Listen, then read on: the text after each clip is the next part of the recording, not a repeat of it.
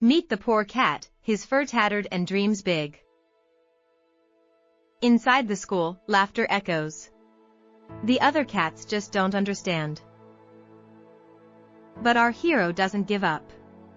He ventures out, seeking something more.